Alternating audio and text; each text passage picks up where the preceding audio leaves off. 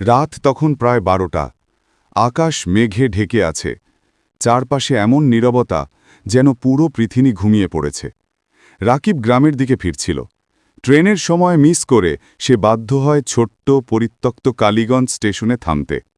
স্টেশনটা পুরনো, ভাঙাচোরা। লণ্ঠনের হলুদ আলোটা কাঁপতে কাঁপতে জ্বলছিল। বাতাসে যেন অদ্ভুত এক ঠান্ডা। রাকিব কাঁধ ব্যাগটা ঠিক করে বেঞ্চে বসল। হঠাৎ টিং টং স্টেশনের ঘোষণার ঘণ্টা বাজল। রাকিব অবাক। এই স্টেশন অনেক আগেই বন্ধ হয়ে গেছে, এটা তো মানুষই বলে। ঘণ্টার আওয়াজের সঙ্গে সঙ্গে প্ল্যাটফর্মের ওপর লম্বা ছায়া দেখা গেল। রাকিব চমকে উঠে তাকালো। দূরে একটা মানুষ দাঁড়িয়ে, কিন্তু মুখ দেখা যাচ্ছে না। ছায়াটা ধীরে ধীরে তার দিকে এগিয়ে আসছে। পায়ের শব্দ, টক টক টক। রাকিবের গলা শুকিয়ে গেল। সে চিৎকার করতে পারছিল না।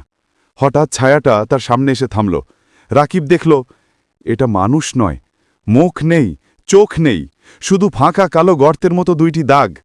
ছায়া মানুষটি কাঁপা কণ্ঠে বলল, ট্রেন আসছে তোমার জন্য। স্টেশনের রেললাইন কাঁপতে শুরু করল। দূরে ট্রেনের আলো দেখা গেল, কিন্তু ট্রেনটা অদ্ভুত, পুরো কালো। জানালায় একটু আলো নেই। শব্দও অস্বাভাবিক, যেন মানুষের কান্নার মতো।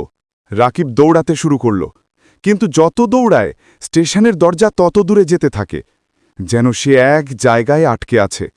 পিছন থেকে ছায়া মানুষের ফিসফিস, ফেরো, যাত্রা শেষ হয়নি।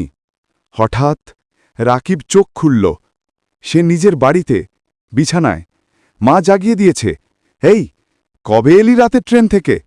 দরজায় তো নিজেই কড়া নাড়ছিলে। রাকিব স্তব্ধ। সে ট্রেনে ফিরেছিল, নাকি নাকি কালো ট্রেনটাই তাকে ফিরিয়ে দিয়েছে? কিন্তু দরজার বাইরে তখনও শোনা যাচ্ছিল টক টক টক, পায়ের সেই অচেনা শব্দ।